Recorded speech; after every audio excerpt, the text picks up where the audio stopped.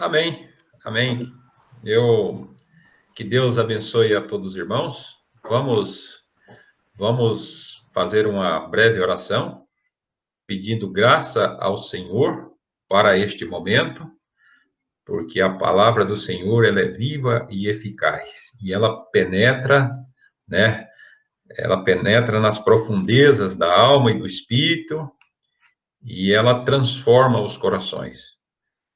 Vamos fazer uma oração, e nesta oração quero colocar aí o pedido de oração que foi solicitado para a Selma, né, que está hospitalizada. Então, vamos assim orar no nome santo do Senhor Jesus, porque Ele é o médico dos médicos e Ele pode curar a ela e a todos os que têm as suas necessidades.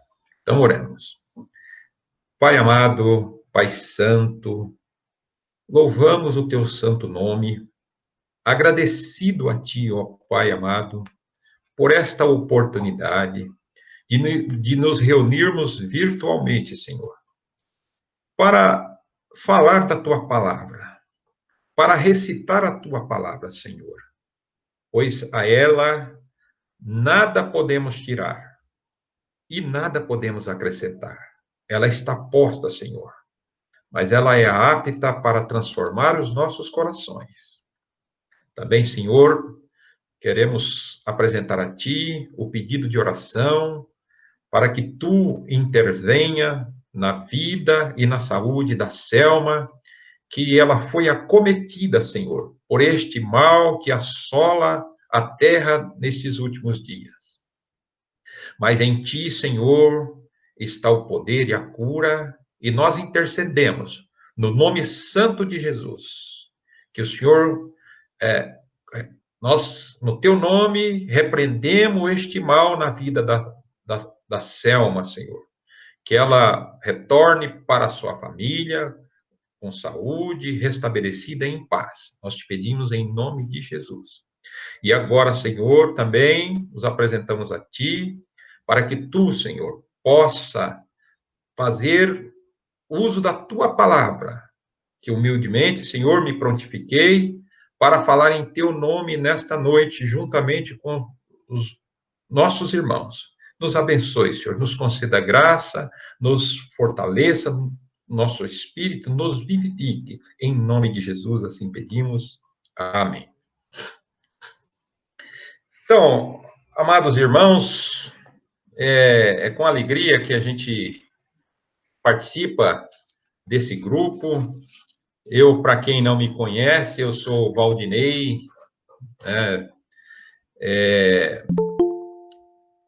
ainda adolescente, eu fui levado para a Igreja Apostólica. Eu acredito que eu tinha mais ou menos 10 anos, e eu fui numa reunião, num sítio lá perto de Quatro Marcos, e na primeira ocasião eu não pude nem entrar por causa do meu cabelo, que não estava devidamente cortado, e enfim. E fiquei vindo Quatro Marcos. Aliás, acho que com 14 anos, eu me batizei lá na Igreja Apostólica. Acho que em 83, o bispo ainda era vivo. E aí, irmãos, eu passei a gostar muito, me entusiasmei, e comecei a vir de Quatro Marcos, né? Vinha na festa de junho, na festa de dezembro, enfim, isso virou uma rotina. E logo, com 15 anos, eu fui nomeado diácono, né, pelo falecido bispo, e logo virei pregador, lá na Igreja Apostólica. Eu lembro que eu fiz uma viagem itinerante no ano de 84, 85, com autorização do juiz de menor, porque eu tinha 17 anos, não poderia viajar sozinho. E meu pai fez a autorização lá, o juiz de menor da comarca lá que a gente morava. Então, eu estabeleci uma relação muito próxima. Eu gostava muito, entusiasmado, jovem. E tanto assim que em 86, eu com 19 anos, eu vim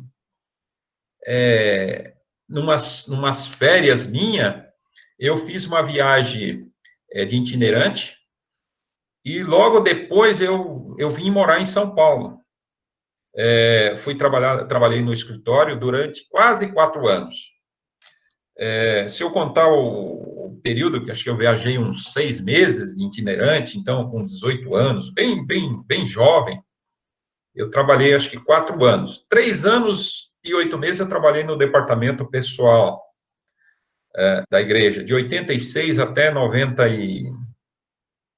até março de 1990. Foi quando eu já descobri uma série de coisas que eu não conseguia aceitar aquilo, né? Eu sozinho, só para os irmãos terem uma ideia, eu morava no alojamento da igreja. Eu almoçava no Canarinho e jantava no Canarinho. Então, assim, eu tinha total dependência da igreja. Meus pais ainda moravam no Mato Grosso. Nesse interim, acho que em 86 eles mudaram para Uberlândia, e eu aqui em São Paulo. Comecei a estudar, mas em 90 o Senhor, né, me resgatou desse lugar. É bem verdade, eu sempre costumo dizer, nas minhas oportunidades que tenho, de conversar com os irmãos, nos encontros, eu falo assim, que nós não saímos de lá. O Senhor nos empurrou de lá. Criou circunstância, né, estratégias para nos criar um conflito. E aí, eu abro aqui um parêntese na nossa meditação, que há conflitos, muitas vezes, lutas, que elas são o próprio Deus que abre esses flancos de luta para o homem despertar. Eu costumo dizer, irmãos, que esta vida, hoje já, voltou. Eu saí de lá em 90, e quando foi em 2002, fiquei 12, 13 anos sem ir em lugar nenhum. E aí, assim, eu faço referência ao finado Zazá. Assim que eu saí de lá em 90, eu tinha contato com o Antônio Jair, porque o Antônio Jair, ele morou comigo lá no alojamento e nós ficamos muito próximos. E eu saí de lá e o Jair continuou trabalhando lá. Então, era uma das pessoas que eu tinha contato lá. Mas desde que eu saí de lá em 90, eu retornei lá no casamento do Jair, e depois, um dia eu fui até a esquina ali, desce a Baguari, e virei à esquerda, eu parei ali, acho que por 2 ocasiões, para buscar a minha mãe. Minha mãe mora em Uberlândia, ela vinha para casa e ela queria lá na igreja, né? Somente, mas eu fui no casamento do Jair, depois que eu me afastei mesmo, e essas 2 ocasiões, eu evitava até de passar em frente. Como até hoje, eu evito de falar o nome das pessoas que ficaram lá envolvidas na direção, né, o primário, eu evito de falar esses nomes. E aí, assim, porque não faz bem. Mas, continuando a minha trajetória, isso que hoje os irmãos se depararam com, e que provoca, de fato, uma grande decepção, cria fissura nas almas, no sentimento, é uma coisa terrível, maligna. Isso já acontecia na minha ocasião que eu lá estive. Pois eu trabalhei no departamento pessoal lá da igreja, eu era saí de lá, entrei como auxiliar de departamento pessoal, saí como assistente. Então, eu passei a conhecer a contabilidade, aí eu já passei a analisar aqueles balanços, e naquela época, a despesa com manutenção de veículos ela era 2 vezes maior do que a despesa com o programa A Hora Milagrosa. E o veículo de sustentação, de pedido das ofertas, qual sempre foi? É manutenção do programa A Hora Milagrosa.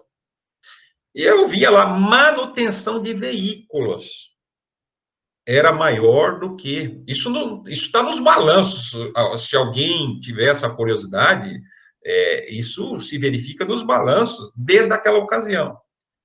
E sem falar do comportamento, né, do dirigente, que na ocasião, tudo que os irmãos ficaram sabendo, e que isso foi motivo para que muitos de lá saíssem,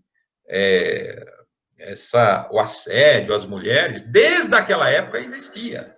Eu não vou, evidentemente, citar nome, porque amanhã, oxalá que essas pessoas se convertam, e uma das coisas que o Evangelho faz é deixar no mar do esquecimento o pecado.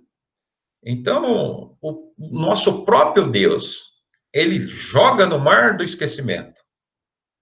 O nosso Deus, com a nossa conversão, ele apaga, como diz a palavra de Deus, ele apaga completamente a cédula de pecado que existia contra nós.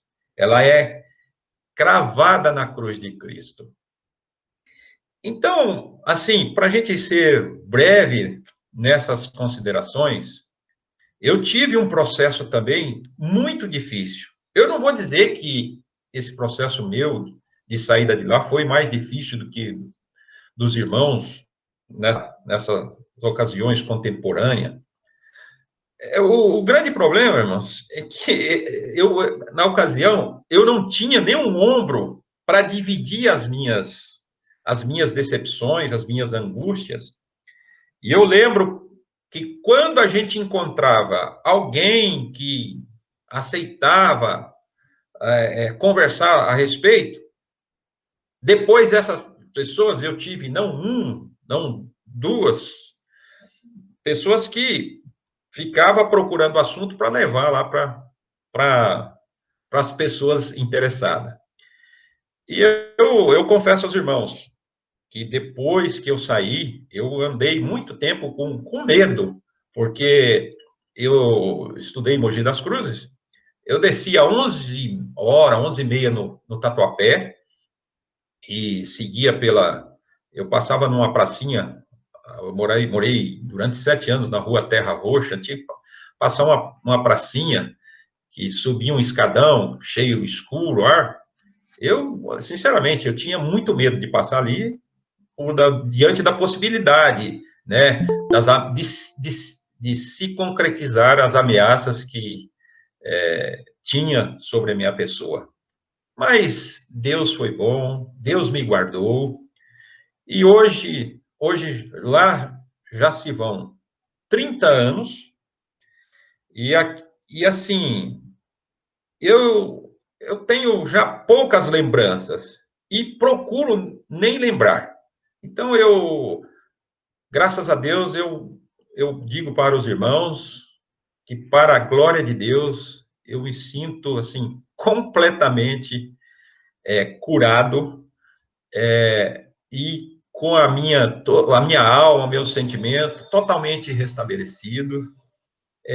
Não tenho hoje, assim, e não estou dizendo que se algum irmão tem, né, eu não quero com isso, aqui nós estamos tratando, assim, o objetivo é ajudar os irmãos a seguir adiante, porque a nossa vitória está adiante com o Senhor Jesus Cristo, e não lá no passado.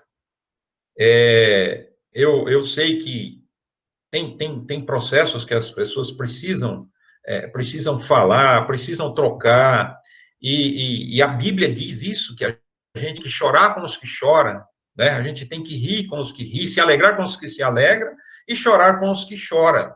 E muitas vezes o momento é de choro, é de decepção. Mas a palavra nos diz que nós temos que consolar uns aos outros, que nós temos que exortar uns aos outros. Então, na medida que a gente procura consolar os irmãos, né, conversando, passado, a gente também exorta para olhar para frente, porque, irmãos, o evangelho é poder de Deus. Essa é a boa nova que nós temos, eu acredito, nós, os mais velhos, eu, Paulo, que já estamos já há muito tempo fora, e que já estamos também, já somos, assim, crente já há alguns anos, eu já estou indo para, eu me batizei verdadeiramente nas águas, conforme estabelece a palavra de Deus, em fevereiro de 2004. Então, já tem 16 anos que, graças a Deus, né, fui batizado novamente nas águas, conforme diz a palavra de Deus. Aliás, eu sempre digo, quando se fala de religião, que eu já fui batizado 4 vezes. Primeiro, com criança, né, bebê, eu fui batizado na Igreja Católica. Depois eu fui batizado na Igreja Apostólica, eu não sei precisar, com 13, mais ou menos 13, entre 13 e 14 anos. Aí depois eu passei no ano de 92, entre 92 e 95, eu fiquei durante 3 anos na maçonaria. Ah, irmão, mas maçonaria não é religião. É verdade que não é. Mas tem um processo de iniciação que é como se fosse um batismo. E, por fim, eu fui batizado nas águas em nome do Pai, do Filho e do Espírito Santo, né? E aí já surgem muitas as perguntas dos irmãos que saem da Igreja Apostólica. Ah, mas e o batismo de lá não vale? A Bíblia diz o seguinte, irmãos, que um pouco de fermento leveda toda a massa, estraga tudo. E lá você foi batizado, mas no fim também colocou o nome de pessoas que não deveria ter sido colocado. Eu costumo sempre dizer para os irmãos, assim, Deus sempre como está fazendo agora, para me lembrar, não para condenar ninguém, nem quem quer que seja, mas, assim, o lado plástico, o que os irmãos ficaram sabendo e conheceram lá do pessoal da igreja, do seu dirigente, eu diria que esse é o lado, assim, o aspecto formal, perceptível do pecado. E isso é uma verdade. Mas, irmãos, o maior pecado que lá se cometeu, e em quase todas as ocasiões, parece que eu tenho a obrigação de, assim, dizer aos irmãos, é de colocar uma pessoa a mais como necessária à nossa salvação. E, na verdade, vamos ler João 17, só para os irmãos terem uma ideia. Eu separei várias passagens da Bíblia, e agora vamos ler João 17. Jesus falou essas coisas e, levantando os olhos ao céu, disse: Pai, é chegada a hora, glorifica a teu filho, que também o teu filho te glorifique a ti, assim como lhe deste poder sobre toda a carne, para que dê a vida eterna a todos os quanto lhe deste. E a vida eterna é esta, 2 pontos: que conheçam a ti só, por único Deus verdadeiro, e a Jesus Cristo, a quem enviaste.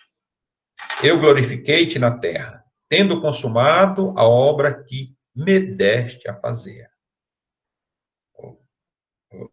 Tendo consumado a obra que me deste a fazer. Irmãos, o que acontece? Qual que é o principal equívoco doutrinário e um terrível pecado? E que ele é sutil, muito sutil. Sempre foi. E eu acredito aqui que poucos irmãos talvez se atentou para isto. Alguns já me ouviram falar isso, é que para levantar o Consolador da IA, foi necessário o quê? Rebaixar a Jesus Cristo. Né? Que, irmãos, o Senhor Jesus fez uma obra tão extraordinária para nós, mas para o céu. Ou seja, a palavra diz que com a obra da cruz, está escrito lá em Colossenses, capítulo 1, do 16 em diante, é uma descrição maravilhosa do que fez Jesus, irmãos. A obra da cruz, o Senhor Jesus, vamos ler porque é muito importante, e o objetivo é consolidar a fé de cada um no Cristo verdadeiro. É uma das passagens assim mais fascinante da palavra de Deus. Aliás, irmãos, Paulo, que escreveu, né, a maior parte da doutrina do Novo Testamento, do Evangelho da Graça, ele pedia. Eu já estou em Colossenses, vamos ler do verso 9 em diante. Epístola do apóstolo Colossenses, capítulo 1, verso 9 em diante. Por esta razão, nós também, desde o dia em que o ouvimos, não cessamos de orar por vós e de pedir que sejais cheios do conhecimento da vontade de Deus, em toda a sabedoria e inteligência espiritual, para que possais andar dignamente diante do Senhor, agradando-lhe em tudo, frutificando em toda boa obra e crescendo no conhecimento de Deus, corroborado em toda a fortaleza, segundo a força da sua glória, em toda a paciência e longanimidade, com gozo, dando graças ao Pai, que nos fez idôneos. Olha, irmãos, nos fez idôneos para participar da herança dos santos na luz. Ele nos tirou a potestade das trevas e nos transportou para o reino do Filho do seu amor, em quem temos a redenção pelo seu sangue, a saber, a remissão dos pecados, o qual, do 15 em diante, irmão, o qual é a imagem do Deus invisível, o primogênito de toda a criação, porque nele foram criadas todas as coisas que há nos céus e na terra, visíveis e invisíveis, sejam tronos, sejam dominações, sejam principados, sejam potestade, tudo foi criado por ele e para ele. É ele antes de todas as coisas, e todas as coisas subsistem por ele. Ele é a cabeça do corpo da igreja, é o princípio, é o primogênito dentre os mortos, para quem tudo tenha preeminência, porque foi do agrado do Pai que toda a plenitude nele habitasse. E que, havendo por ele feito a paz pelo sangue da cruz, por meio dele reconciliasse consigo mesmo todas as coisas, tanto as que estão na terra como as que estão nos céus. Amados, pelo sangue da cruz, por meio dele, do sangue da cruz, reconciliou consigo mesmo. Ou seja, o Deus, o Pai. Todas as coisas que estão na terra, como que estão as que estão nos céus. Irmãos, os céus, os anjos, né? Assim como nós devemos uma gratidão imensa ao Senhor Jesus. Os anjos, todo o céu, eles são gratos ao Senhor Jesus. Todo o céu, irmãos, reverencia o Senhor Jesus. Porque o Senhor Jesus reconciliou todas as coisas. A verdade é o seguinte, irmãos, que o pecado, a Bíblia diz que Satanás, outrora um anjo brilhante de Deus, ele fez uma revolução nos céus. Ele fez um estrago, irmãos. Está escrito lá em Apocalipse que Satanás, com a sua mentira, ele arrastou 1/3 de anjos. Ou seja, de cada três anjos, um foi arrastado por Satanás. E tudo isso nos dá a entender, irmãos, que houve o tal do Big Bang, né? A separação da noite, do dia, né? A antítese. Nós vivemos num mundo de antítese. E como Paulo diz que as coisas que nós vemos são sombra daquilo que nós não vemos, e projetando isso para um lado espiritual, a verdade é o seguinte, que o Senhor Jesus expulsou Satanás do céu, irmãos. Está escrito lá no livro de João, eu, salvo engano, acho que é no capítulo 11 de João, que o Senhor Jesus, vamos-nos daqui, porque se aproxima o príncipe deste mundo, e ele não encontrou nada em mim. Satanás julgou o Senhor Jesus. O Senhor Jesus foi julgado por Satanás, mas ele não, palavras do Senhor Jesus, ele não encontrou nada em mim. Aí surge aquela pergunta, e se tivesse encontrado? Certamente, Satanás teria se apoderado do Senhor Jesus. E Deus teria perdido o seu único filho, o primogênito de toda a criação.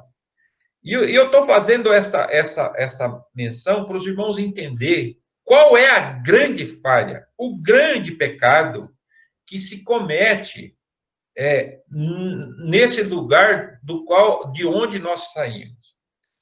Qual foi o mecanismo para se levantar o espírito fajuto do Consolador da Igreja Apostólica? Porque lá o Espírito Consolador não é o Espírito Santo de Deus. Me permita, Wellington, lembrar daquela ocasião que uma das minhas abordagens, o Wellington, que ele corria de mim também, viu, irmãos? E aí, voltando um pouquinho, eu tinha contato só com o Jair e o finado Isaías. Quando eu chegava, eles trabalhavam numa loja ali perto da Barra Funda, e aí, no momento que eu chegava isso o finado Zazaki confessou para mim, depois que ele se converteu. Ô, Valdineizinho, você chegava lá na frente, eu saía pelo fundo.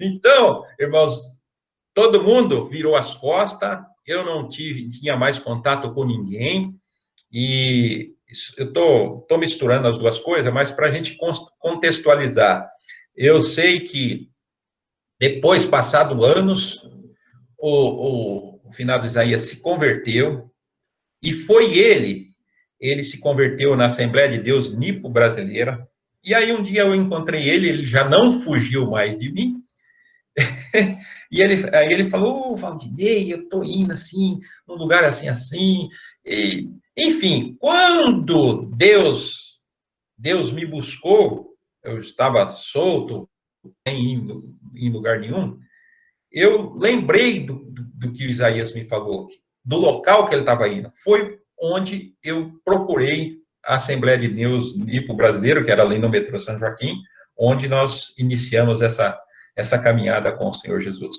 Mas voltando ao nosso tema,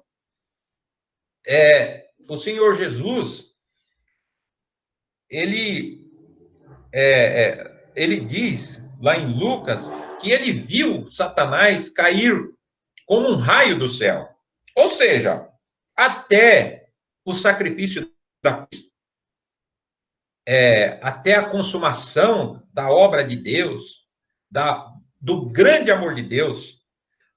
E aqui, irmãos, esta passagem mais conhecida do Evangelho de João 3,16, porque Deus amou o mundo de tal forma que deu o seu Filho, né, para que todo aquele que nele crê não pereça, mas tenha vida eterna, é a passagem mais conhecida e mais pregada, e é a passagem que nós temos que sempre pregar, porque Deus amou o mundo de tal maneira, ou seja, esse tal maneira, não há ainda vocabulário, não há um adjetivo para que o ser humano possa adjetivar a extensão do amor de Deus pelo homem.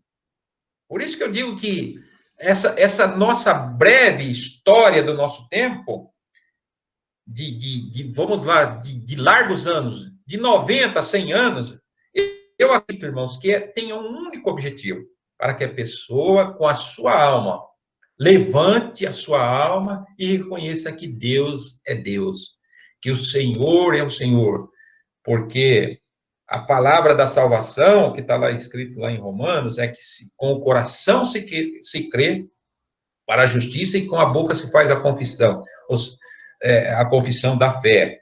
Se você com a sua boca, eu com a minha boca, como eu já fiz e a maioria dos irmãos aqui já fizeram, se a minha boca eu confesso que o Senhor Jesus é o Filho de Deus, né, e que morreu na cruz pelo meu e pelo nosso pecado, essa é a confissão que todo homem deve fazer. E me parece que esta vida, ela nos é destinada para essa oportunidade. Então, irmãos, todo o céu, o Senhor Jesus é festejado. Por quê? Com o sacrifício da cruz, está escrito aqui em Colossenses, e que, havendo por ele feito a paz pelo sangue da sua cruz, por meio dele, o seu sangue, reconciliasse consigo mesmo todas as coisas. Isso o próprio Pai. Tanto as coisas que estão na terra, como as que estão nos céus. Então, todo o céu se dobra ao Senhor Jesus. Todo o céu reverencia, adora o Senhor Jesus. Por quê? Ele, reconciliou todas as coisas que estão na terra como estão no céu. E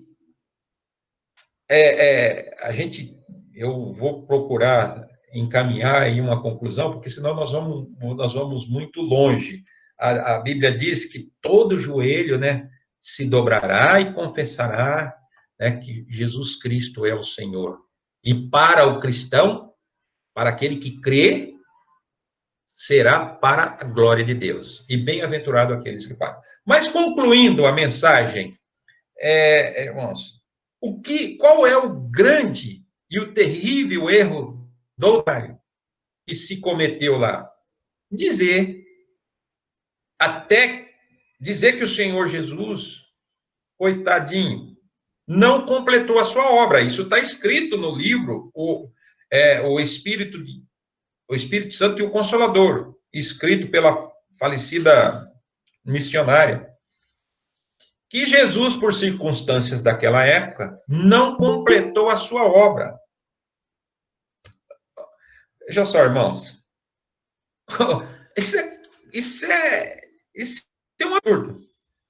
Tudo, o que eu acabei de ler. Paulo, irmãos, ele pedia a Deus graça para entender todo o mistério do Evangelho. Então, como está escrito, o Senhor Jesus completou uma obra. Ele completou uma obra extraordinária, que todo o céu é grato a ele. Todo o céu o adora a ele. Por isso, porque com a obra da cruz, irmãos, ficou estabelecido que o amor de Deus, porque o mundo conspira para que as pessoas blasfemem o nome de Deus. Porque para que todo mundo tenha motivo, né? Tenha motivo para não glorificar e não reconhecerem Deus. Porque o que Deus aproveita de mim e de você, irmãos?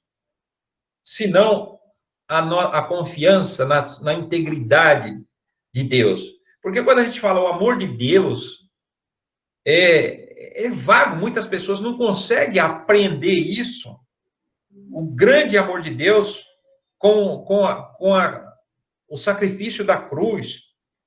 E isso, o que acontece, o que a gente vê de mal, é para fustigar as pessoas a lançar palavra e perder esta grande oportunidade que é da nossa vida, que é da gente reconhecer que Deus é Deus, que é o Senhor de todas as coisas, e que a nossa existência, essa oportunidade da gente existir aonde nós existimos, é não outra senão a de reconhecer que Deus é bom, que o Senhor fez uma grande obra de salvação na cruz do Calvário e que é lamentável que nós tenhamos sido, sim, enganados, que esta verdade tenha sido ofuscada, sido negligenciada de nós.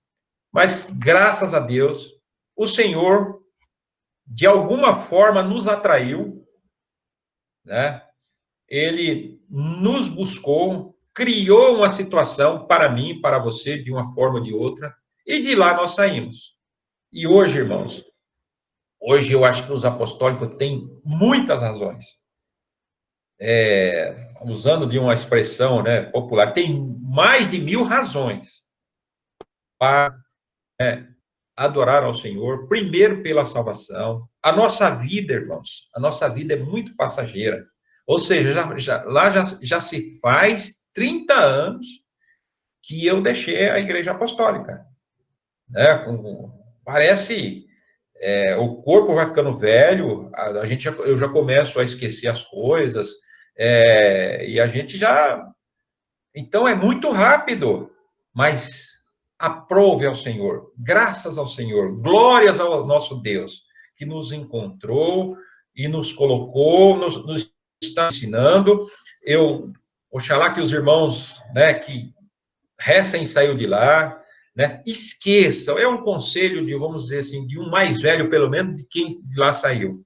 Procure, peça ao Senhor, Senhor, tu que trabalha no profundo da alma, no profundo do nosso espírito, das nossas emoções, apaga essas emoções ruins, essas lembranças ruins, me conceda a graça de esquecer esse passado, e porque eu sei que o Senhor reserva dias melhores, dias de glória, e o primeiro amor, irmãos, no Evangelho é muito gostoso. O primeiro amor que todos têm, a palavra diz, é um dos recados a uma das igrejas do Apocalipse, lembra de onde caíste, volte ao primeiro amor, é coisa maravilhosa. Depois, irmãos, na vida do cristão, o cristão tem aflições, o cristão, Deus, e o próprio Deus permite que nós tenhamos uma série de aflições, negócios, muitas vezes envolvimento que é decepcionante, que causa tristeza. Há uma palavra, eu acho que lá em Oséias, que diz assim, que Deus nos leva para o deserto para nos conhecer, para tirar o que está do nosso coração. E aí vale aquela recomendação, o crente tem que reger o seu coração. Aparece todo tipo de pensamento, muitas vezes pensamento mal, prontamente o crente tem que levantar, Senhor, isto não provém de ti, né? Eu peço que tu tire isto do que eu tenho vergonha, muitas vezes eu falo para o Senhor, Senhor, eu tenho vergonha de que isso tenha passado pela minha cabeça. Isso tem que ser isso, irmãos, é um comportamento. E muitas vezes a gente tem vergonha, mas você tem que levar isso a quem pode te ajudar e a quem pode purificar o seu coração. Ou seja, como palavra final da nossa meditação, não esconda nada do Senhor. Por mais absurdo que seja, que envergonhe até nós, apresente ao Senhor. É o primeiro passo para você criar intimidade com o nosso Deus, e oxalá com o seu e o meu Pai Celestial.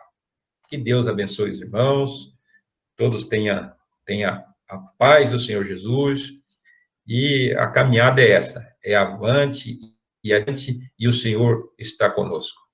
Graças a Deus, obrigado aos que com paciência me ouviram, e você está com a palavra, Wellington.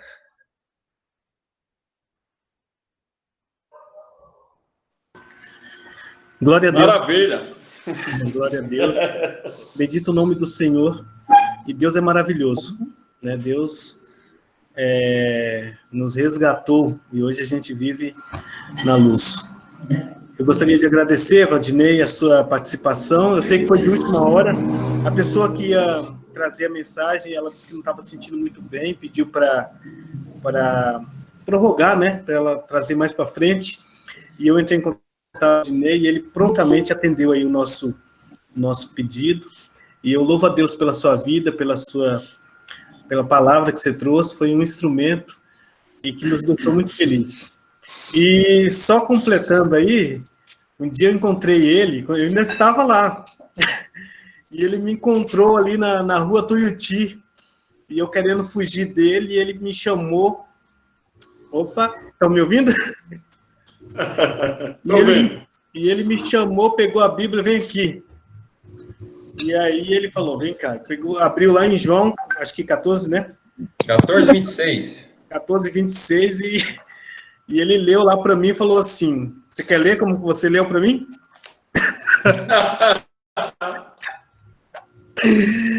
E eu sei que eu fiquei com a vírgula na cabeça um bom tempo. O João 14:26 está escrito assim, mas aquele Consolador. Aí eu disse assim, vírgula, Elton. Ou Espírito Santo, vírgula, enviará meu nome. Então, assim, escrito de forma... Como que é, Guilherme? Mas aquele Consolador, vírgula, Wellington. E eu fiquei com a vírgula na cabeça um bom tempo. Obrigado pela sua vida, sua amizade, Valdinei. Muito obrigado. Tem que ler assim mesmo, da apostólica, meu. Exclamação. Interrogação. Deus é fiel. Pastor Dirceu, liga o seu microfone aí, faz uma oração para nós finalizar. Ô, Wellington.